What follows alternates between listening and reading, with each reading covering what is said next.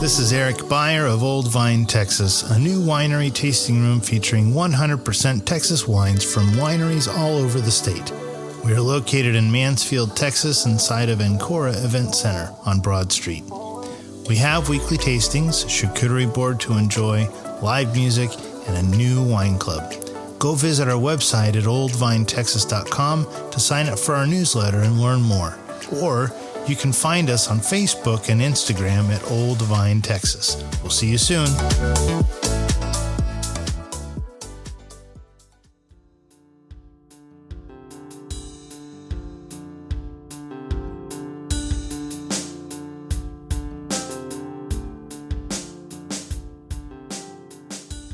Welcome back, We Know Texas, We Know listeners. Will is still here. He's just still letting the ladies take over for another episode. We are coming to you today live from Edge of the Lake Vineyard and Winery, nestled alongside Lake Ray Roberts, just outside of Valley View, Texas. So we want to give a big thank you to Chris and Sid McIntosh for allowing us to record here today. So in this episode, we're going to continue the conversation talking about one of my favorite things, the North Texas wine region, or the Texoma AVA. If you didn't hear the last episode, you need to go back and listen to it because it was really, really good. But I've stated that this is the area where I started my Texas wine journey many years ago. And to this day, it is still my favorite wine region to come to. You got amazing people, great wine, scenic views. But I still think that this is a hidden gem in the Texas wine scene. So I'm thrilled to be back here today, sitting with another group of amazing women in the North Texas wine industry to talk about the North Texas wine industry. And in this episode, we're really going to focus more on tasting room experiences. Let's first start by going around and letting everybody introduce yourselves, and let's tell us what winery you're representing and where it's located.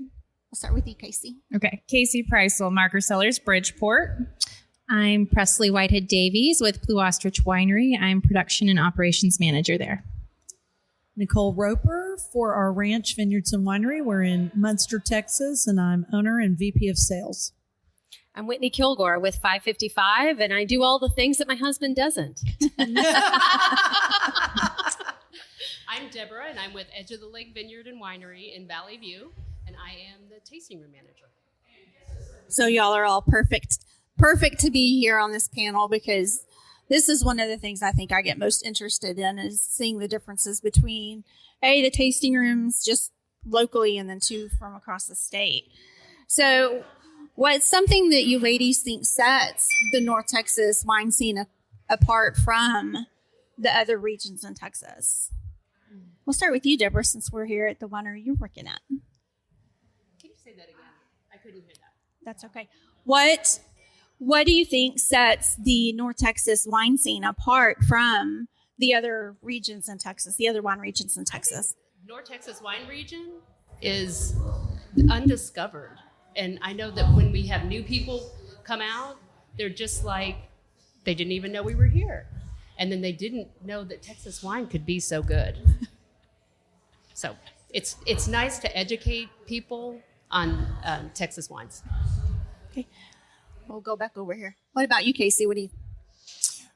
For me, I mean, it's just there's always new ones popping up here, right? When you think you've mastered the North Texas region, we've got these great additions that come in.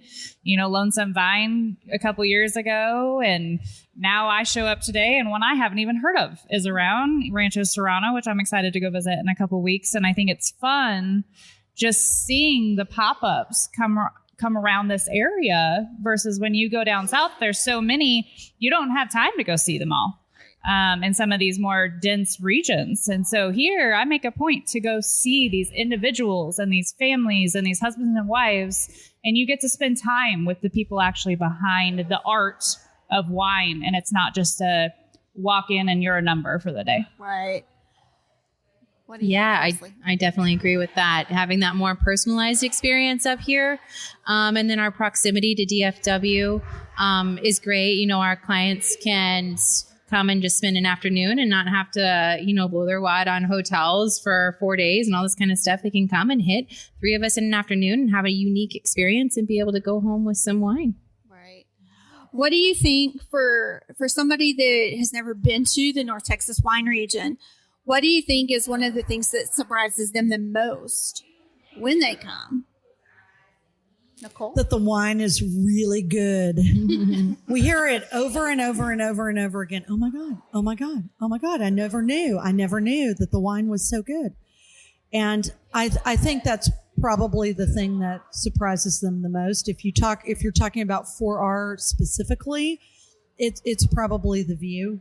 That view's amazing. We have a very special piece of property like Blue Ostrich and RK. We're in this very lovely niche of North Texas that is, as Deborah was saying earlier, very undiscovered and has topography like Sonoma, and it's really, really special.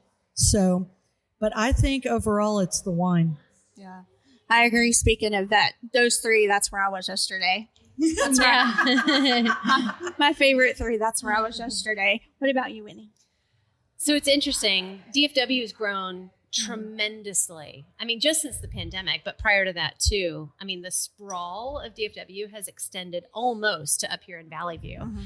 And when you think of something for all of those individuals to enjoy on a Saturday afternoon or a Sunday afternoon, getting out into the country and escaping the hustle and bustle of the city and being able to enjoy what we get to live and breathe every day and embracing that country, slow down, have a glass of wine, get to know new people, lifestyle that we live is actually a blessing for many of the people that come into our tasting rooms. And I think you're right. The shock and awe relative to the wine has been really interesting for us too. I think we had been open 3 weeks when we won our first medals, and we were really excited to share that with the world. We just recently won a best in category and best limited production and top Texas for our Tempranillo. And we've only been open just over a year. And I think people are shocked by how great the wine is up here in this region and the care and energy that goes into the plants, but also the people. And I think we really want to make sure that we're taking really good care of people because they're spending their time with us. And time is so valuable. So many of us have so little of it. I don't know about you guys, but I also am mowing in the vineyard and other things too, right? We have so limited, such a limited amount of time to share with others. And the fact that we think that that is so special and we take that time to talk to every person and to make sure that they're having a good experience is something that really resonates with folks when they come visit. Agreed. I know that there's some people that I know, I've got friends that usually go to the hill country, love the hill country, but this is a different, kind of run on a different speed out here. And I think what a lot of people have appreciated is the same thing that drew us back to this area for so many years. And it's the people and the care and the time that is taken from either, the wine stewards, or a lot of times you do get to meet and talk to the winery owners or the winemakers. The time that they take to invest in educating the patrons that come in and really talk, and to where you're not herded in and out, within, like you're a number. So I agree. That's something that I know that's one of the things that I think for many years kept us coming out here and kept us from wanting to go to the other areas, just because we become accustomed. We basically got spoiled, I think, to a certain experience, and the experience you get in this region is not what you get necessarily in other regions. So it's something that definitely sets, to me, the North Texas wine region apart from others. I definitely agree with that. So speaking of that, how do you draw new customers to this region? What are you doing to help promote, to try to draw people here instead of, say, going to the hill country or some of the other wine regions in Texas? I mean, why is, I don't look at it as competition. I look at it as knowledge. I look at it as variety. I love when people come in and they say, oh, I just spent a weekend in hill country. We had a great time. Where can we go here? Okay, well, let me tell you. Thanks for starting here. I have, friends along the way. Go here, go here, go here, go here. And they all say, no way. no way that I can do all of that. Well, yeah, you can. It might be a little bit longer of a drive in between to go see my friends along the way, but you can. So I don't know that I look for ways to market to individuals that are looking to go to Fredericksburg for the weekend. They're going there for a reason. They're going for a bachelorette party. They're going for a girls' weekend. I'm not going to compete with that. But what I am going to tell you is go there, have fun, and then come spend a weekend up here and enjoy a different vibe and a different pace, like you said, and come drive through the country. But it's not a direct competition by any means, and I certainly don't try to sway them from going to other regions. Right. I also think, just to piggyback on that when you come into a North Texas tasting room, more often than not, the owners are all friends, and we all are so interactive with each other and so supportive of each other that then trickles down to the staff, and the staff then feels exactly what Casey just said. Am I going to Fredericksburg? Great, have a great time, but then come up and let us show you our hospitality and what we have to offer. And I think the owners have they all have unique personalities. Their venues are all different because they all have unique personalities. And I think what we hear in the tasting room is how much that comes through on a regular basis. And so I think that also goes a long way in people are very intrigued by that, because as you were saying earlier, nobody wants to be a number and be herded through or rushed through a tasting room. And I think that definitely is a unique surprise for people when they come. The access also to us is also very important. We'll have people tell us all the time on tours, well, gosh, we just went to Napa and we spent all this money, but we couldn't meet the owner or we couldn't meet the winemaker. They were too busy. They had, just a staff member bring us on the tour. And so I think that those personalized things really resonate with people when they come here. I agree. I'd like to add that before I worked here, I went to RK and Blue Ostrich and 4R, and I loved it. That was fun. I mean, I love the atmosphere. I love getting to know the owners. And then when I happened to find one right in my backyard, I was like, wow. And then the wine, I was like, this is exactly what I drink. Right. So I showed up the first day that they opened. It was a soft opening. I tried everything. And the joke is I never left. That I have heard that. I have heard that. It's the truth. And you know what? I keep coming back. I mean, I don't get to see y'all very often, but we do get to see each other at the association meetings. But I love the customers here. Yeah. I really do. They're here to have a good time, and I'm educating them on wine.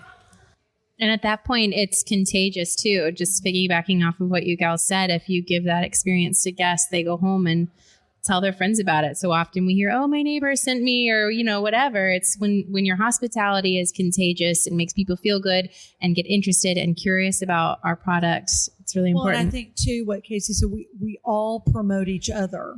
If they're in Blue Ostrich's tasting room, they're saying, what, you haven't been to 4R? Well, here, they're 8 minutes on this gravel road. Just go over, or we're saying, oh my gosh, you're on your way home.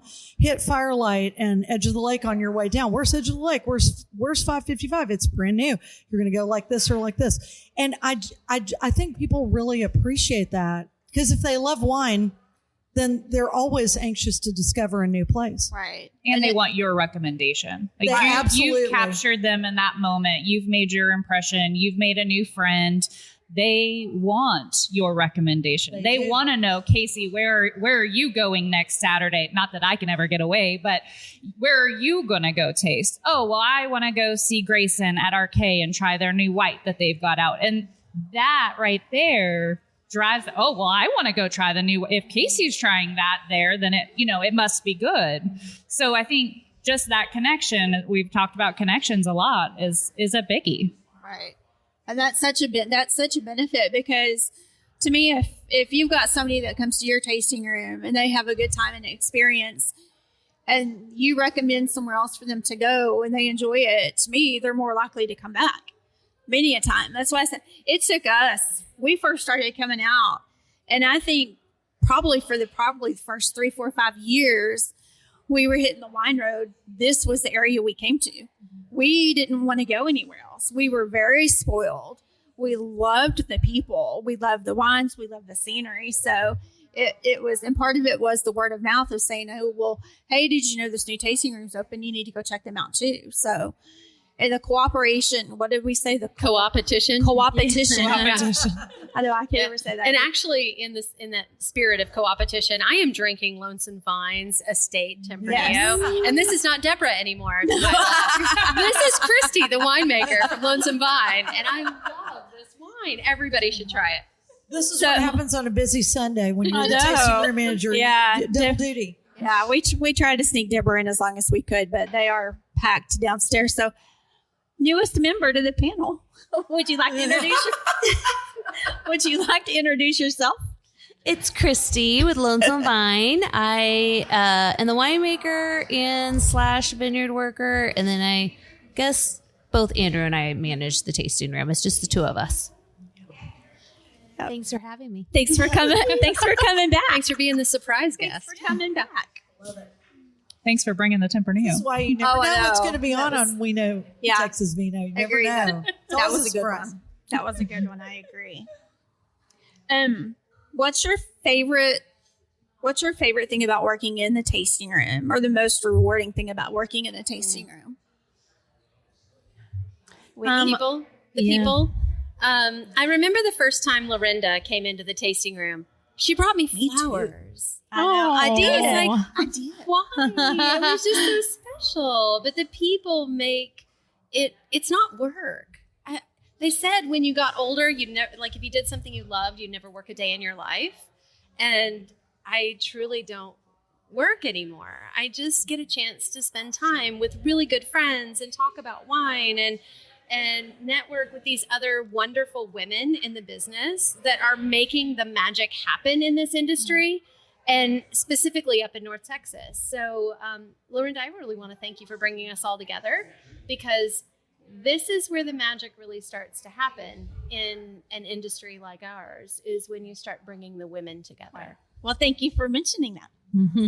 Thank you for planting the seed, because it was you that started it.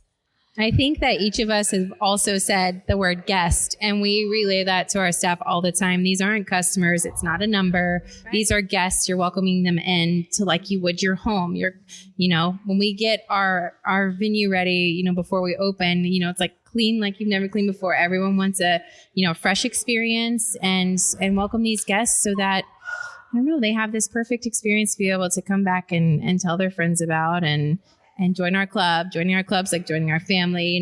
We know every club member's name, just about everyone's touched them somehow. And that's very important. Yeah. Family and friendships are definitely forged out here. Well, we're all families that own these operations, right. Whether you're a couple or you have children and it's generational, we're all just families. Right. And this, I was saying this on the podcast a couple of weeks ago, we've made a choice to do this, and our employees have made a choice to do this. It's a choice to leave the city and to move your life out on a property that you love, to be able to share that with everybody. So, everybody that comes into 4R, they're just a part now of our story.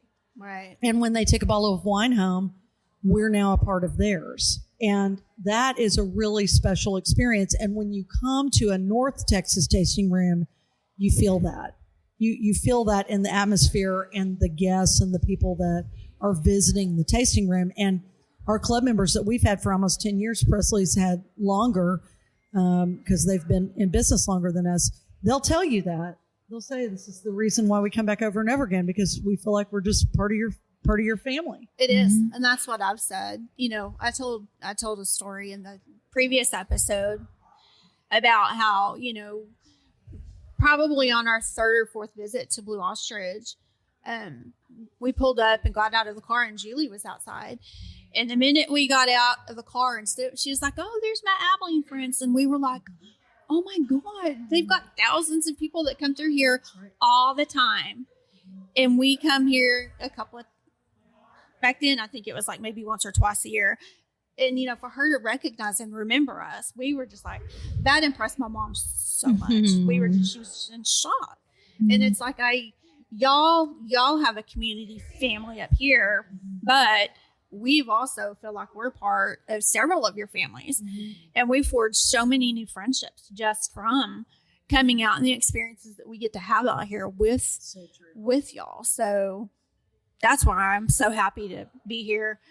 I was voluntold that I was voluntold that I was voluntold to do it, but it's because he knows how we feel about this region and, you know, the area and the people. So yeah. When you say we, what does that mean to you? We, this family. Is it you and your mom? Because that's where. Don't make me cry. I don't mean to make you cry, but I mean, it really started with you and your mom. It did. That was our, like I said, we would come in and go to Windstar and we'd pass that billboard in Gainesville that was a billboard for Blue Ostrich and RK. And, you know, we decided one time that we were going to come back in and we were going to go check out and see what that Blue Ostrich and RK was. And we were still real new to drinking wine, but it's like one time and we were hooked. I mean, it was like any time we came out here, we always made sure we had a 2 or 3 day trip so that we could spend one full day to come back in and go visit the Blue Ostrich and the RK. Yeah. That's what we used to call it back then. So, yeah, so it's just... And I think your connection to North Texas is also really special. It's one of the reasons We I love wanted it. to get to know you. We love it. Because there's a tree. Oh, y'all, you make me cry. I'm not That's trying to gonna make make me you cry, cry. but I think your connection to the North Texas wine industry is important for listeners to understand. It's deeply rooted. Why you want to be here with us and Just make me cry. help us tell our story is because you're so connected in your own experience. And maybe we should skip it. Yeah, no, Go it's back okay. to it, but It's okay. It's okay, but that does go back to the root of, that does go back to the root of part of what we love so much about this area is, and you know what I said, that we forged friendships and family. it's okay. I think it's important.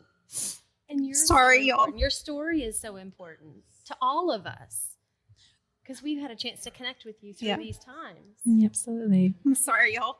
Don't apologize. You don't have to apologize at all. It's us. It's just us. It's just us. Yeah. Us and everybody else. People If out someone there, didn't cry. just let it go. Us and everybody else.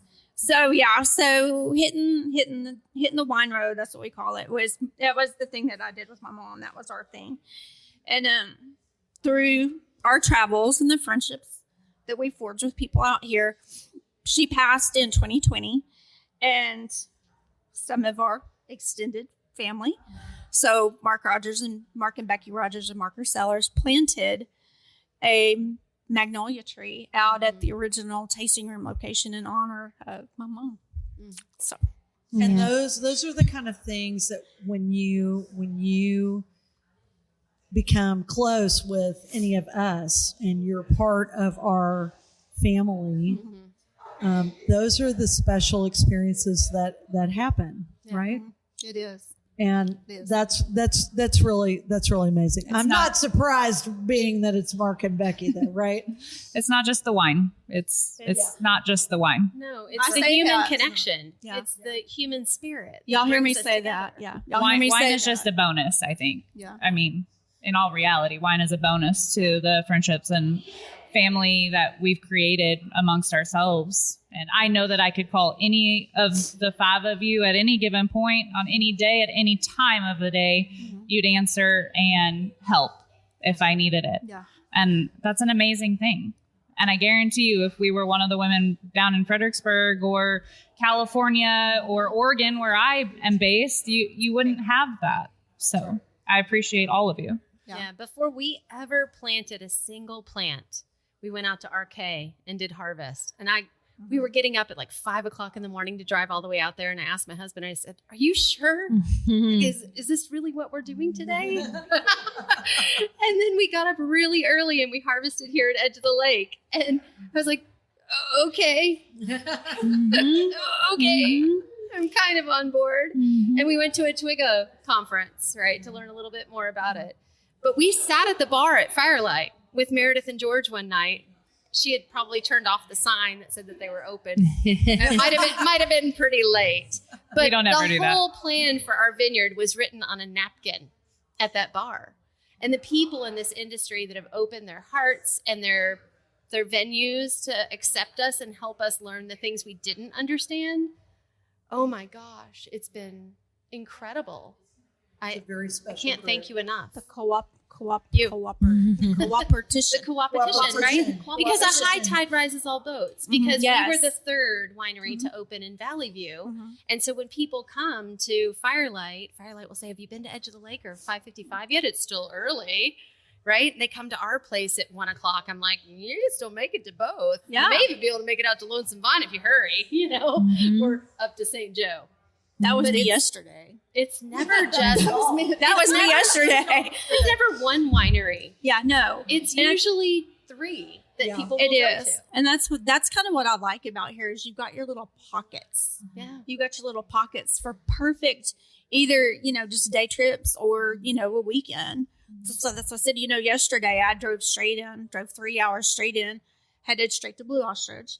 And we hit the 3 bucket in that little area. We went to Blue Ostrich Arcade and 4R. I slid in right She in time to squeaked do a in. tasting. She I squeaked did. in. It was like 6:30 and I was like, I just need a tasting. I just need a tasting. And then now you come out here, and like you said, you've got a pocket of 3. You've got Firelight, and then you've got Edge of the Lake, and then right down the road you've got 555.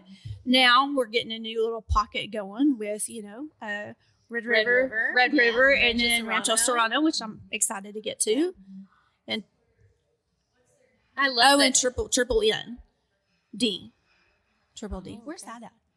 It's going to be North White. Is that okay? Okay. Is Close that, to Rancho Serrano. okay. Nice. Okay. Is that the one that used to be? Lone Star Winery. Same It's owners. Okay. See, that was a new one. I did not know. That. So there you go. But it's like you've got good pockets for day trips. Yeah. Which for me, it's not a day trip. It has to be a weekend. Well, I have done a day trip. out here before. That's commitment. Back and forth. We got up one morning and headed into Red River and met up with some other wine lovers, and then went over to Lonesome Vine. Stayed for quite a while and got home pretty late, and then had to get up and go to work the next morning. So It can be done. it can be done. It was rough. I'm not gonna lie, but it can be done. So a listeners phoned in a question. Oh wow. Okay. If you could have one thing to help bring more people to the tasting room, what would it be? So I guess if there's something that you can change or something that you'd like to bring to the table that you think might draw more people in, what would A it spa. be? Ooh. Well, I'd like a spa on my property, Walt Roper. I would like a spa. That's what I like. With rosé all day. Yes, I'd like a spa. That's funny. That's funny. No, there's nothing wrong with that. I And know wine. many of you women out there, I know you would like a massage, a facial, getting your nails done, and a wine tasting all at the same time. That's sure. it. Actually, there is a new winery that just opened closer to where I'm from in Breckenridge, and I believe they have a masseuse Oh my that works there. gosh. Now, of course, she's a little separate from the winery, but you can book it. You could be leading You the can pack. book it. Nicole, Sign you should me make up. this happen. You should show us the way. Walt Roper, we're calling in a friend. That's I right. know. Call the friend. That's him. That's funny. I think He we're has so always- much to do. But I do want a spa, honey. Yeah. That's good. I think we're always looking for that perfect thing that will bring in more customers, especially on slower times or slower parts of the year. Yeah. Everybody's tried different things, events, wine trails, all that. And the best source, though, of referrals is to meeting our direct target market. And those are the guests that are going to our neighboring wineries. It's true. So we want a quality. We don't want to just increase business to increase business. We want the quality Right. consumer. Right. So I think getting the word out more to the DFW Metroplex is always a goal, as long as it's cost effective. But we also want the people interested in wine.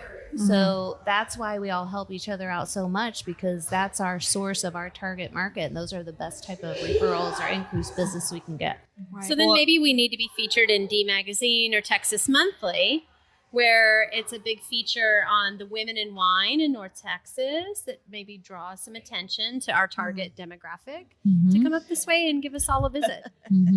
So, I mean, that kind of goes to a question that I asked in the last episode about social media. Do you think social media has helped play a role in trying to drive more patrons to your tasting rooms, to this area? Do you think it's provides a lot of value? I know, and here's part of why I thought that was a good question. I post a lot. Y'all know on Texas Wine Lover, if I'm drinking wine. Girl, you are the poster. You are awesome at posting. I'm an avid Texas wine consumer, and I like to share. I like to show. I like everybody to know what I'm drinking. And the reason I say that is I mentioned before that somebody had posted a picture of a bottle and a glass of wine. And the color, it was like prickly pear. It was kind of the color of Casey's dress. And it just intrigued me so much, just from a picture, that I ordered that wine. So it's like, and I know I've posted some other pictures and somebody was like, oh, I want to try that wine. I'm going to order that. And they did, because they later posted and they were like, you were right. Oh my gosh. So do you think that there's a lot of value in the social media posting and like what we do, the posting that we avid consumers do to try to help draw? And to me, I do it a lot too, because I want people to know. I know a lot of times I'm drinking a bottle of wine from someplace you don't see people post about or talk about very much, i.e. this area. So do you think, I think that's helped? I think utilizing social media to target our customers is great. And then, yes, that continues like the word of mouth. When you're posting a picture and the label catches your eye, the color catches your eye, the conversation catches your eye, that's really, really important. And we're thankful for that. Blue Ostrich believes, probably 50-50. We definitely utilize social media and our email list, but we also believe in traditional marketing. We have a billboard and we will keep that billboard for a long time. People drive by and by. That's what caught your eye the first time. We hear it every weekend. We've been driving by your billboard for months, and we finally decided, that works for us as well. So we appreciate, having that on 35 and catching people that way. That's what hooked us in. Social media has to. You can't. It's a double-edged sword, right? We're in the age of everyone does everything off of social media or their phones, and my website views are next to nothing. I might as well just chunk my website, to be honest. It doesn't convert to clients. It doesn't convert to guests. What converts is a intriguing post that I probably wrote while I was in the bathtub in a bubble bath, drinking a glass of wine and scheduling for the next day. We've all been there. Christy, I'm sure you've been in the vineyard going, oh, I need to post this for this weekend. Presley, I'm sure you've been holding a kid and having to post. I will be driving down 287 going, oh, crap. I need to post this new release that I've got this weekend, and I will pull off and do it, because Lord knows if I get home and my 13-year-old starts running his mouth, I'm going to forget to do it. So social media, you have to do it. There is no, is it, can you, will you? You have to do it. And you have to stay relevant. But you have to stay on top of it too. Right. Social media is exhausting. It's exhausting. And you have to be consistent, and you have to be on there. And I can't tell you how many times people are like, oh, well, I didn't see you posted that. Really? Because I posted it 6 to 7 times over and over and over again, and they still didn't see it. And that's frustrating. Yeah. But what are you going to do? Yeah, it's necessary. The space is very crowded. Social media is very crowded. And so you really don't have an alternative. You must do it. Right. And Casey's right. People will maybe have to look at that post 10 times before they'll have to see it boosted and boosted and boosted before they actually act on it, just because the space is so crowded. But I agree with Presley. Number one, not doing it isn't an option, but also I think traditional ways of marketing are still very relevant. Sorry, I had another text in comment from a listener that I can't quite decipher what they're trying to tell me. So maybe they can give me a little more information, and we'll come back to that one in a minute. I think anytime you're talking about marketing, though, it's important to recognize that we have somebody in our group here that has a background in marketing. Don't look over your shoulder. You know I'm talking about you. That might have advice that we could all learn from. I just know over the years there's no one surefire way. You have to have variety. You can't just do social media. You have to have a media mix. You have to hit all target points. There is no one single answer that's going to increase business for everyone. So you just have to keep trying and keep doing different things and stay active, stay top of mind. And you have to watch your results. I mean, media mix, yes, but like for us, the billboard may not be as effective as Presley at Blue Ostrich. And for 4R, a print ad may work a lot better than, a print ad for me. So you have to know your audience, know your space, know your people, and know your target audience too, and be able to cater to that. Yeah. Do you think the postings that we consumers do helps? I mean, have you seen, Well, I think it's always great when the consumers post just from an advocacy standpoint, right? They're advocating for your product. But can I say that it turns into a direct sale for me? I don't know that I can really say that. Do you know what I mean? But do I think that the more people that are talking about our vineyard or Presley's vineyard or Chrissy's vineyard or Mark's vineyard or whatever, do I think that the more people that are engaged over it draws attention to other people? Yes. It's hard sometimes to know too when people come in your tasting room because they don't always necessarily volunteer the information of how they got there. So if your staff isn't asking them, then sometimes you don't know. And so, we try to make it a point in our dialogue with them to just say, are you new? Yes. Great. How'd you find out about us? Because that also gives us a lot of information. It's interesting because I do ask everybody, I mean, except for today because I'm not there, but I do ask everybody, how did you hear about us? And I'd say 75% of the time, they'll say Google. I was Googling a winery near me. Oh, wait, I should say 50% of the time because the other 50% of the time they say, oh, Christy sent us, or 4R sent us, or and so or Edge of the Lake sent us. So we get a lot of referral business. I don't want to misconstrue that, but a lot of people will say Google. I was just looking for wineries near me, and then the directions came up, and so I punched it in. So I think search engine optimization, SEO, SEM, is also really important for all of our businesses, in addition to social media. Right. That's why they need to download the Texas Wine Lover app if they haven't done it, and use it. And use it. There's sponsor plug number 1 to help plan the trip, because that is good. Because years ago when we first started, it's like we didn't have the apps, so it's like you had to go. You could go on Google and type it in, and you could print out like Google Maps or whatever. But when you're out somewhere and you still have time and you want to try to find someplace else to go, you can't just pull out a computer and you're just carrying a computer around. So we've kind of already talked about the co-opetition. Co-opetition. I love that word. I know I can't say that word. We totally talked about co-opetition. I cannot. Y'all need to make wine shirts that say co-opetition. Oh, I know. We've talked about doing a Texoma region wine shirt with all this on it. We just need to do it. Yes. We just need to do it. I'd buy it. Yeah. I'd buy it. I'm always sporting caps and shirts from out here. Do it. Now I've lost track of what I was asking before because we've had so much conversation. It's okay. Yeah, you were talking about co-opetition. Yeah. Because basically we're all in this together. Yeah. Is there anything that we haven't talked about that y'all would like to talk about? I think that something that it's important to us at Blue Ostrich, and we have it trickle down through the staff, and it's taxed on what we've been talking about today.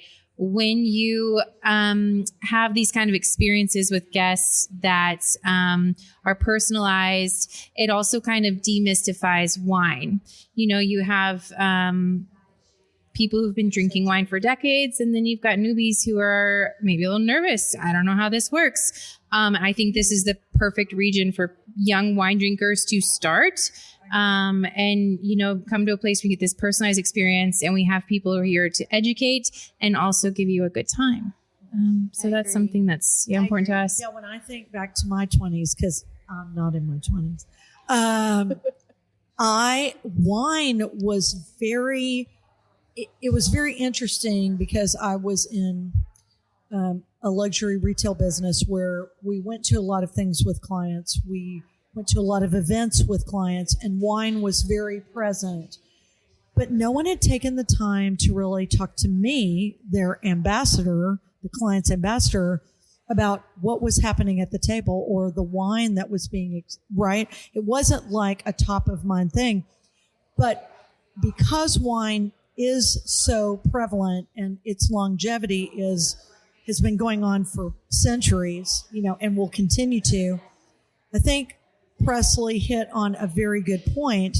If you're a young wine drinker, get out of the grocery store and come to us, because what you can learn, it will help you in all of those situations.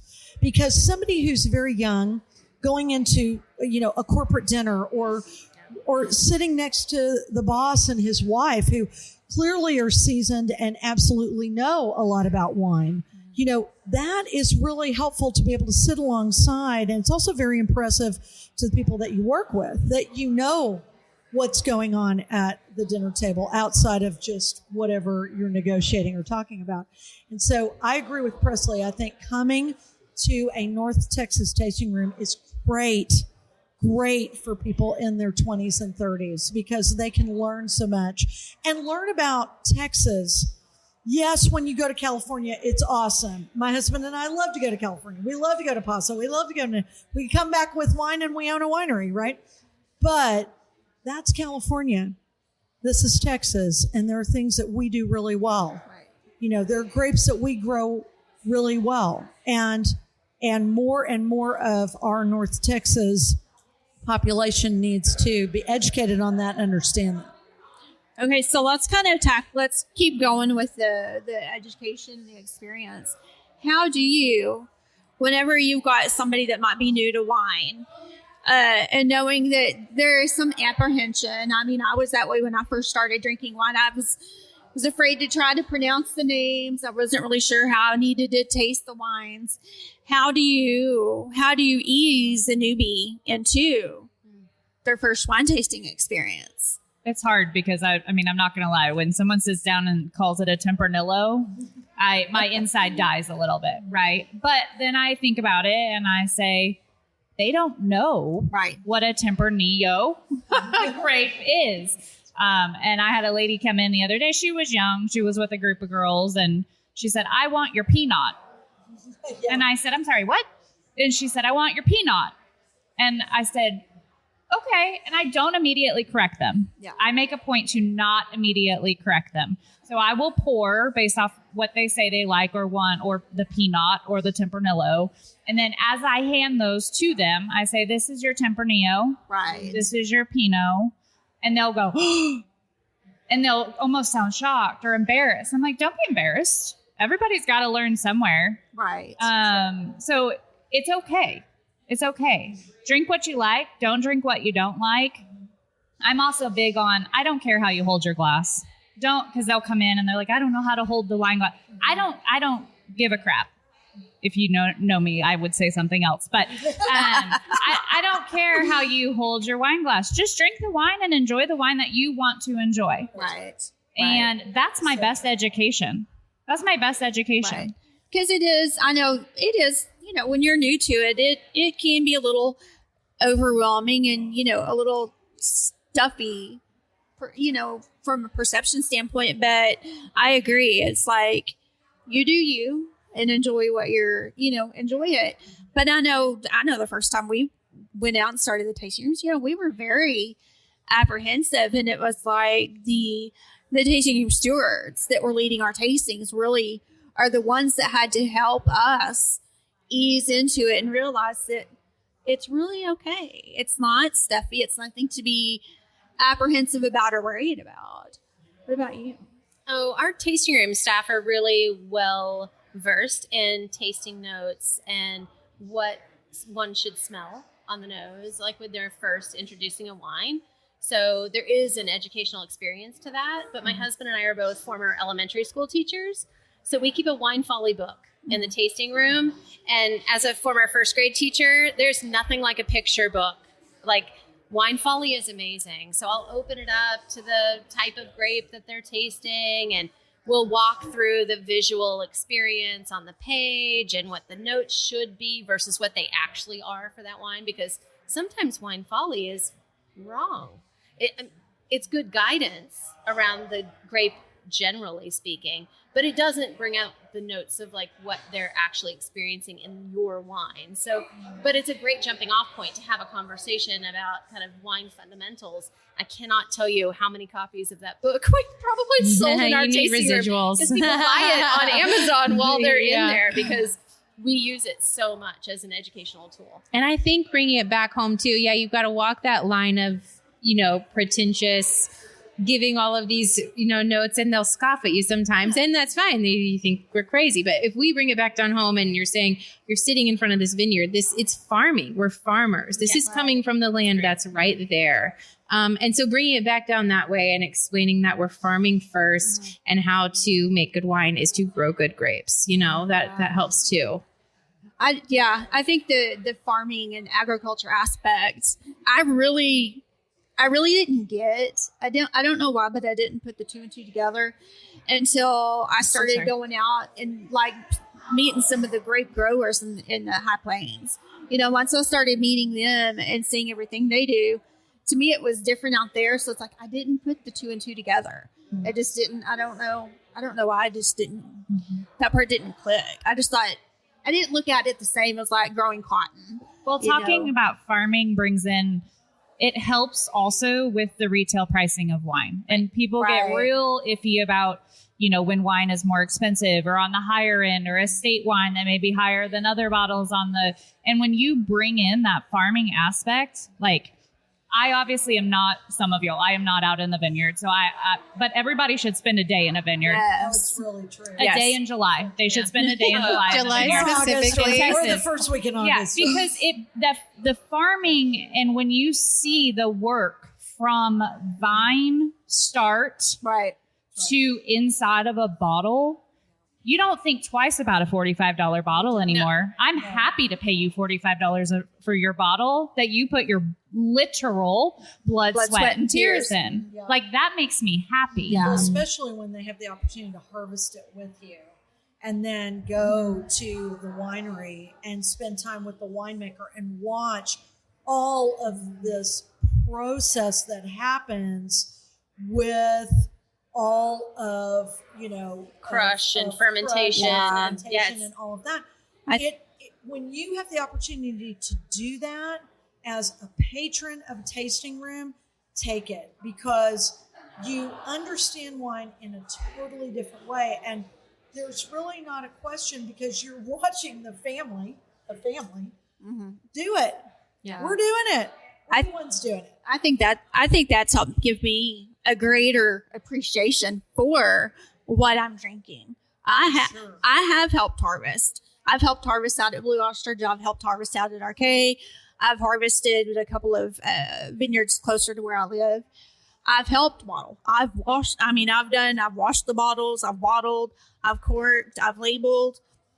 So it's like, to me, that definitely helped give me a greater appreciation for the bottle of wine I drink now, because I get it. And I see the process from, the planting to the harvest to the pressing and,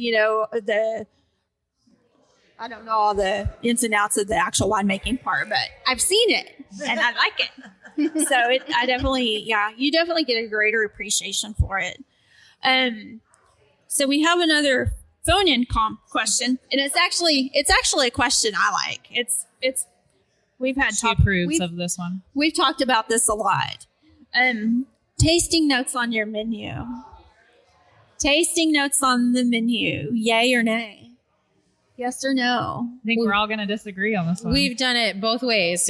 We've been open almost 15 years, and we've had it both ways. The menu swaps out every couple years.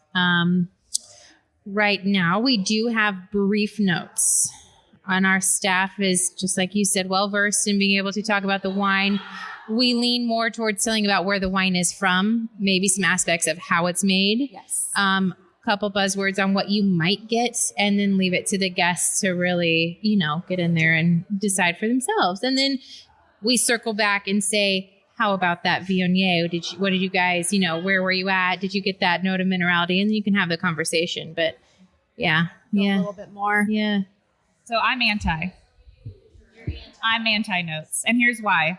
And again, I'm in a different position I offer more of a wide range of not one specific vineyard, but I don't want preconceived notions before you've put your lips to the glass.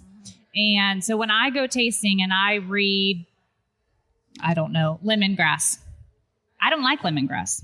So what am I not going to order? Lemongrass. But Laurinda, what might you not taste? Lemongrass. Yeah. So just because I put those notes on there and that's what I get, or maybe even I got in a group and we all decided it tastes like fresh, wet grass. If you don't get it and you love it, I don't want to put that in your head. Mm-hmm.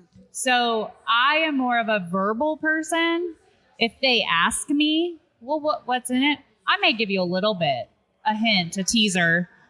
But I don't want preconceived notions on paper. What about you, Christy? I think I'm trying one wine where I'm kind of describing it, but we're in a situation in the tasting room. We're presenting the actual wines. So it's not like a wine bar where people don't know the wines. We're actually the winemaker. So that's our opportunity to talk about it without having it written on the tasting room menu. Yeah. So we're in a different situation. We present the wine, so we verbally discuss. Right. And we're totally different because we're such a destination, and you go on long gravel roads to get to us, even though we're only 10 minutes from Blue Ostrich, but everybody tells me it feels like a half an hour because they don't know where they're going. And so by the time they get there, they just need a glass of wine. Mm-hmm. It's been a journey. It's that drive. We offer and we have the view. So we have a 270 degree view of the Red River Valley. So we offer a self-tasting or a guided tasting. You can do either because we have some people that visit us often. They know our wine. So unless something's new on the menu, they've brought their friends. They don't want, just leave me alone, Nicole. I want to be with my people today. Yeah. Don't talk to me about your notes. Don't talk to me. I want this experience. I'm here for the experience. And then we have other people that come in and they're like, no, walk me through all the steps, all the stages. And then we have somebody else. Well, there's certain things I don't like about wine. So I need to know exactly. So like Presley, brief notes. The server constantly checks in with the table if they're self-tasting. Mm-hmm. We always ask for feedback, but we're different, a little different from everybody because we have this view that everybody wants to spend their time looking at. So it's wine and experience for us, and we let the guest have the choice. Mm-hmm. So I'm really not opposed either way. What about you? Is there a price difference on that? The guided versus the... No, unless there's food. Then if it's guided with food, there's a price difference. Mm-hmm. Mm-hmm. That makes sense. What about you? We don't put the tasting notes on the menu, and may never. Partly because we've had people come in and they taste something completely different than what our tasting notes are. So what I don't want to do is, like you said earlier, interject lemongrass, I'll use that again, into the conversation when that's not what someone else's palate might perceive of the wine. So, it really is our opportunity to talk to them and to make a connection on a human level. I think one of the things about this business that's so special is that we do get to connect with people on a human level while they're slowing down in our spaces. And they don't maybe get that at all during their busy week. And so that's a really special moment. I want to be able to seize that and to enjoy our time together. So I don't know that we'll ever put tasting notes on a menu. Yeah, I like that. It's a natural sales pitch, right? Especially for you winemakers that are out there. Like, it's a natural sales pitch for you to be, it's a natural conversation. How much easier does it get than that? You don't need an elevator pitch. Right. You're talking about the beautiful product that you have hand curated and made, and you don't get a better sales pitch than that. Right. You don't get a better sales pitch than that. So yes, they should absolutely maximize and monetize that opportunity. Right. Well, I think that too. That's one of the things that I know this area. That's one of the things I like about the area is that one-on-one, the time that you get to spend with somebody. I personally, and this is just me, I don't like tasting notes.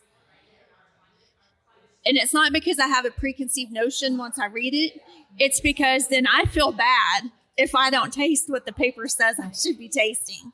That's mine. Well, that's fair too. That's mine. So I'm like you. I now, the longer that the longer I've been out and the more people in the industry that I've met, I'm more interested in where did the grapes come from? Mm-hmm. What region, what grower? That's where I am now. That's what I want to know. And then you can tell me when I'm tasting my wine. Mm-hmm. I think then we can talk about the taste. I think we have a wide, and I'm only speaking for 4R, we have a wide range of people that come to us that feel exactly like you. But then we also have a whole lot of people that visit us where the grower isn't important. I mean, they want to know the grape. Yeah. They want to know what it pairs with. We have more of a food discussion with people than we do a grower discussion with people. I like that. So I think it just depends on what your offering is, where you are, and what you're looking for. But that's the best part about going to a winery, right? Is that from each of us, you're going to get a great experience, and it's going to be a little different, right? Which is what keeps people coming back, right? Because they don't have a cookie cutter experience at every winery. Every owner and every winemaker has, a different vision for what they want their guests to experience. Yeah, and at 555, we just recently started taking people on vineyard tours. I love that. So we've got a 6-seater UTV, ATV mule, and we run people around the property and kind of show them the vision for what we have that's coming next. New buildings, new decks around ponds where we want to be able to create seating spaces on the property, but also to let them see the vines, whether they're in bloom or they've got grapes hanging or we're cordon training, whatever the situation is, weed control.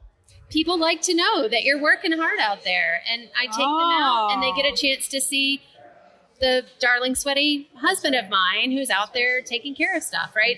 And visit with him and learn more about what we're doing. And so that's been a smart addition to what we do because people then learn a little bit more about what goes into the bottle because it's so much more.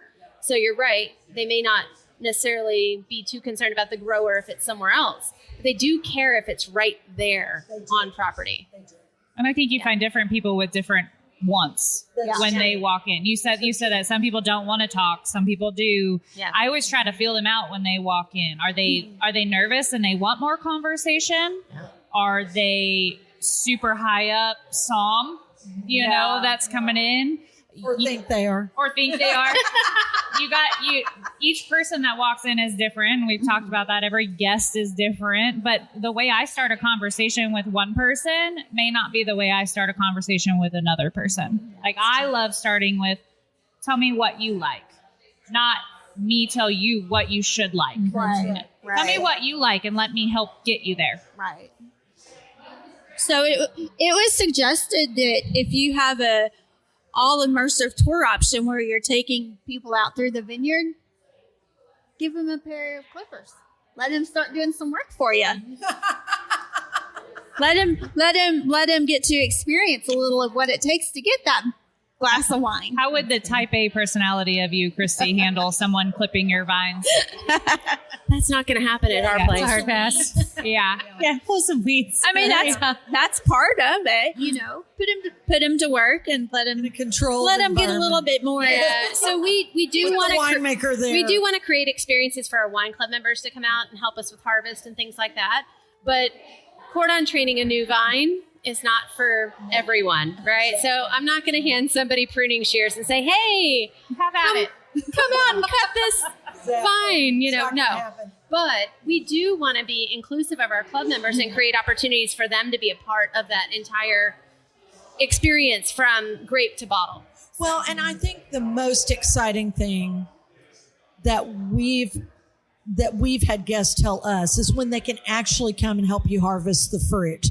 The fruit is the most exciting part for them because they get to then watch the process of what happens after it's picked. They go up to the winery barn in our case. August takes them through the whole process. And, you know, that is in and of itself, I think is really special. And I think when people think about going to a winery, that's what they think. You know, we always get the I Love Lucy reference of, do you have somewhere we can just step on them? Can we stomp them, you know, all the time? Like, no, we have equipment for that. But, you know, there are lots of people that do, you know, grape stomps and they're fun and very successful. But I think for the average person, at least coming to us, that's the excitement. Yeah. It's not February when it's freezing and we're trying to do the first round of pruning. Or like you said, it's Yeah. there No. you go. Nobody wants to do that. Start offering that all immersive experience. Maybe when it doesn't matter if they accidentally clip the wrong, you know, vine, get it to, top off the vine. What? Oh, their finger. Oh, yeah. I have not done that. No. I've never cut myself when I've harvested, but apparently some people have. A couple of times, I do believe. Yeah. So so this is going to be a question for all of y'all. What's the most, I've got two questions. What's the most rewarding part of your job? And then behind that, what do you foresee for the North Texas wine region in the next, say, 3 to 5 years? We'll start with you, Christy. Most rewarding is definitely all the people that I've met, the feedback that we get from the customers that come in. Working in our industry too, just the North Texas region, everyone's so helpful. Even the other wineries, the winemakers, the vineyard people, any question, they're happy to help because I'm the newbie on the block and they're always willing to help. So I think the favorite part would be meeting the absolutely wonderful people. And where do I see the North Texas region going in 20 years? No, like in the next 5 3 to years. 5 years. What do you foresee? I think the word slowly but surely is finally getting more to the DFW Metroplex. A lot of people know about Fredericksburg already, so they just they naturally gravitate toward hill country. So we are becoming more well known up here with good quality wines and great experiences. So I think that information is finally getting out. So I think that we have a lot of potential, especially up in our area near the St. Joe, because St. Joe's got so many cool things going on in that city. I don't know. It's hard with the economy and all of that too. So everything plays a factor. But I do see an increase in business 30 to 40% over the next 5 years, hopefully. I can tell you the economy hasn't impacted my consumption. It has not. It has not. It should, but it has not. What about you? Next 3 to 5 years, I'll start backwards. I'll start with the second question first. Next 3 to 5 years, I think Texoma is going to have a really wonderful moment. It's just been 7 months since Wine Enthusiast magazine featured Texoma for the very first time ever. Yes. And that was amazing. And I'm blown away by the attention that Texas is getting in that magazine now, finally. And I think that that is going to translate into increased opportunities for all of us to continue to grow our sweet, small, family-operated businesses that will keep people wanting to come back for more. And what was question number 1? The best part? Rewarding. The favorite The most part? rewarding. It's obviously the people, but I'll echo, like, the people we get to meet and interact with every day are phenomenal, but there's also this generation of people who want to be working in tasting rooms, who want to be a part of the guest experience and want to be mentored and coached into leadership positions within our tasting room operations, and the opportunity to grow young people in this business. That's really special too, because we all will eventually someday retire, right? Or do something else with our time, and being able to have a succession plan for our operation means that we have to trust those that support us in the tasting room to be able to let go of some things so that we can do other work on the property or other work at large. And I think that's a unique opportunity that all of us as women in the wine industry get a chance to grow, mentor, and coach other women in the business. Very good. Nicole? Well, I'm going to be a little selfish because I can be. I think the most rewarding part for me is waking up every day and looking at this absolutely beautiful business that our family has created. I mean, if you need to go to the hill country because you need the hills and you need the topography, then you need to come to 4 Ranch, you need to come to Blue Ostrich, you need to come to RK, and you need to come to Lonesome Vine, because we are all very fortunate enough to have the topography that you are looking for. Right. So quit going south and come north, because we got it. And it's a very short commute for me. I just drive up one awesome hill to get to work every day, and that's really amazing. That hill. That hill. It's a big, beautiful hill. So just, come on. Floor it and go. Just get up there, because once you get up there, you're going to be so amazed. So I think rewarding, yes, I would say for me, my whole career has been about people. The people I interact with, the goods that I've sold, the stories I've told surrounding those products. And now we have our own story, and that's really special. Where do I see us going in the next 3 to 5 years in North Texas? I mean, it's just going to be pure growth, because it's already started. It's already coming. People tell me all the time, Highway 82 is going to blow up just like 290 or whatever. Maybe.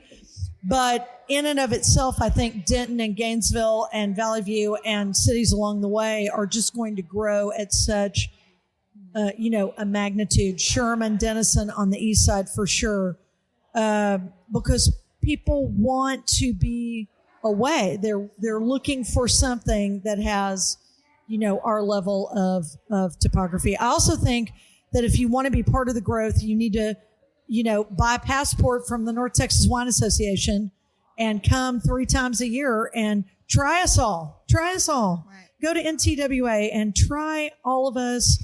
And, there's lots of things that we give away on that ticket, and come see what North Texas is really about. And I think also we're going to be making big strides to come into Dallas-Fort Worth more through the association in the next couple of years that I think will help with growth. I will, get a little personal too with what I'm most thankful for and the most rewarding. So my husband is Grayson Davies, and he's winemaker at RK Winery. So we raise our 2 children in a tiny house in the middle of the vineyard. And I wake up there every morning. I wake up in the middle of vines and I go to work where I'm surrounded by vines. And then I come home back to the vineyard. And it's, I look up and I'm thankful for the big blue sky and the beautiful vineyard every day, and that our kids get to be around that. So, no, that's very rewarding. And I spoke earlier too, seeing from grape to glass is incredible.